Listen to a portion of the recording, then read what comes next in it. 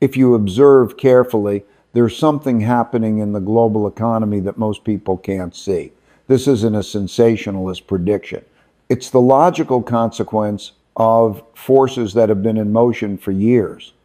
We're approaching a moment in history where money as we know it could lose value at an accelerated pace. And most Americans, especially those between 40 and 80 years old who've spent decades building their savings, aren't prepared for what might happen. History is an excellent teacher. And when we study the patterns of the past, one truth becomes clear. Periods of greatest economic change always catch people by surprise. Not because the signs weren't there, but because it's more comfortable to believe that what has always worked will continue working forever. Today, we're going to explore why 2026 could represent a crucial inflection point and what is the only truly effective strategy to protect your wealth in this new environment. I'm not here to scare you. I'm here to prepare you. The history of currency is fundamentally the history of cycles. Over the past 500 years, all major world reserve currencies have eventually lost their dominant position. The Venetian ducat, the Dutch florin, the British pound all followed the same basic pattern. First, there is a period of ascension. A nation develops a competitive advantage, whether through innovation, trade, or military power. Its currency becomes globally desired. Then comes stability. For decades, sometimes centuries, this currency serves as the pillar of the global financial system. Finally, there's decline, pressures accumulate, debt grows, relative productivity diminishes, and eventually a new order emerges. Currently, the US dollar is in the position that the British pound occupied at the beginning of the 20th century. Dominant, but facing growing pressures. If you understand incentives, you understand behavior. And the incentives today are aligned in a way that favors significant changes in the global monetary system. Consider these facts. American national debt has surpassed $33 trillion. This represents more than 120% of GDP, a level historically associated with confidence crises. Interest payments on the debt now consume more than 15% of all federal tax revenues. As interest rates rise, this percentage can only increase. Simultaneously, other countries, especially China and Russia, are actively working to reduce their dependence on the dollar in international transactions. This doesn't mean the US dollar is about to collapse tomorrow, but it means we're entering an era of monetary uncertainty we haven't seen in decades. To understand why 2026 could be crucial, we first need to understand how money's value actually works. Money has no intrinsic value. Paper currency is just that, paper. Its value comes entirely from collective confidence that it can be exchanged for real goods and services. This confidence is based on three fundamental pillars: political stability, fiscal discipline, and economic productivity. People need to believe that the government issuing the currency will remain stable and fulfill its obligations. The government must demonstrate the ability to control its spending and debt within reasonable limits. And the economy must be capable of generating enough real value to justify the amount of money in circulation. When any of these pillars weakens, confidence in the currency diminishes. And when confidence diminishes, the real value of money diminishes with it. This doesn't happen linearly or predictably. In fact, loss of confidence in a currency often happens abruptly, what economists call a Minsky moment. Imagine a dam. For years, water pressure can gradually increase. Small cracks appear, but the overall structure remains solid, until suddenly the entire dam gives way all at once. This is how monetary crises work. If you observe current economic data carefully, you'll see that pressure is building. Inflation, even if temporarily controlled, has demonstrated that the monetary system can become unstable quickly. Central banks were forced to print unprecedented amounts of money to avoid a depression during the pandemic. This extra money hasn't disappeared. It's in the economy, creating pressures that haven't been fully realized yet. At the same time, political polarization in the United States is reaching levels we haven't seen since the Civil War. The government's ability to make difficult decisions about spending and debt is being tested in ways that worry investors around the world. To understand how this might affect you, let's examine some historical examples of countries that went through significant monetary transitions. The case of Argentina is particularly relevant. In the 1990 seconds, the Argentine peso was artificially pegged to the US dollar at a 1-to-1 rate. For years, this created apparent stability and prosperity. Imagine a middle-class Argentine family in 2000. They had bank savings equivalent to $50,000, enough for a comfortable retirement by local standards. In December 2001, the Argentine government was forced to abandon this parity. Overnight, their savings lost 70% of their real value. What should have been a secure retirement turned into a struggle for survival. This didn't happen because people made bad decisions. It happened because they trusted that the monetary system would remain stable. Turkey's experience is equally instructive. Between 2013 and 2021, the Turkish lira lost more than 80% of its value relative to the dollar. A Turkish family that kept their savings in liras watched their purchasing power evaporate gradually, then rapidly.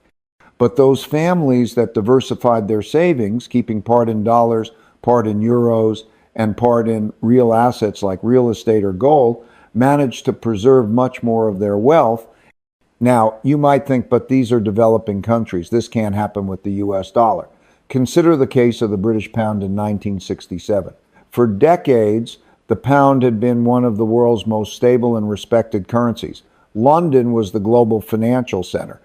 In November 1967, the British government was forced to devalue the pound by 14% overnight. British families who kept their savings entirely in pounds lost significant purchasing power instantly. Those who had diversified into other currencies and real assets were much better protected. The lesson isn't that the US dollar is doomed to the same fate. The lesson is that no currency is immune to fundamental economic forces. And when you understand incentives, the pressure to finance growing government spending, the temptation to use monetary policy to solve structural problems, you understand why even the strongest currencies can face periods of instability. Now, let's translate these historical principles to the practical reality of most Americans. If you're 50 years old and have $500,000 in retirement savings, primarily held in bank accounts, CDs, and U.S. government bonds, you're taking a concentrated risk you might not realize.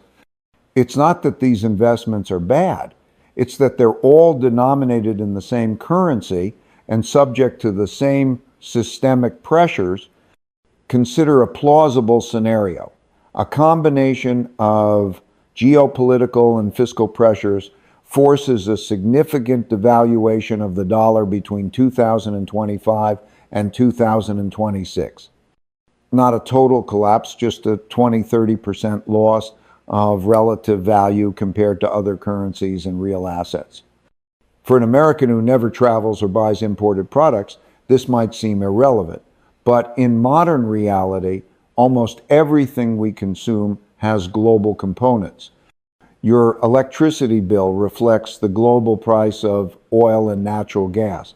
Your medications, many of which are produced overseas, become more expensive. Your food, which depends on imported fertilizers and global commodities, increases in price. Your cell phone bill, which includes semiconductor components produced in Asia, goes up. Your health insurance, which needs to cover increasingly expensive medical equipment, raises premiums. In other words, even if your bank balance remains numerically the same, your real purchasing power, your ability to maintain the same standard of living, diminishes significantly. And if you're approaching retirement, you don't have time to wait for the market to recover or to earn back what you lost. This isn't an argument for panic, it's an argument for preparation. The good news is that there are historically proven ways to protect your wealth during periods of monetary instability. The only truly effective way to protect your money in an environment of monetary uncertainty is through intelligent diversification. Not diversification in the traditional sense of 60% stocks, 40% bonds. That's diversification within the same monetary system. I'm talking about diversification across different value systems. First, keep a percentage of your savings in currencies of countries with superior fiscal discipline to the United States. The Swiss franc, Canadian dollar, and even the euro, despite its problems, can offer protection against specific US dollar devaluation. This doesn't mean you should bet against the dollar. It means you shouldn't bet exclusively in favor of it. Second, gold isn't an investment, it's insurance against monetary uncertainty. For more than 2,000 years, gold has maintained relatively stable purchasing power through political crises, wars, and regime changes. This doesn't mean its price doesn't fluctuate. It means that over time, it tends to preserve real value.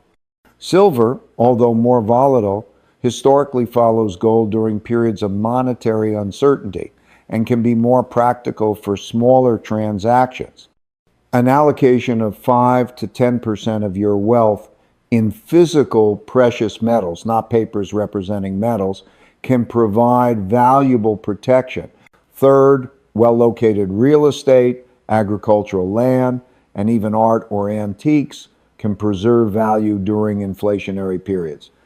The key is choosing assets that have intrinsic utility, things people will need regardless of which currency is being used. Fourth, stocks of companies that generate revenues in multiple currencies and possess real assets can offer natural protection against the valuation of a specific currency. A company that produces food, energy, or essential technology can maintain its value even if the currency of the country where it's based weakens. Finally, although highly volatile, some established cryptocurrencies can serve as a hedge against inflationary monetary policies. Bitcoin specifically was designed to have a limited supply, a characteristic that makes it conceptually opposite to traditional fiat money. This doesn't mean you should put your retirement savings in Bitcoin. It means that a small allocation, 2 to 5%, can provide protection against extreme scenarios of monetary devaluation. The fundamental rule here is gradualism and discipline. Don't make drastic changes all at once. The financial world punishes extremes. If you currently have 100% of your assets in US dollars, consider gradually moving to a structure like 60-70% in US dollars, 10-15% in foreign currencies or international investments, 5 to 10% in precious metals, 10-15% in real assets, and 2 to 5% in established cryptocurrencies.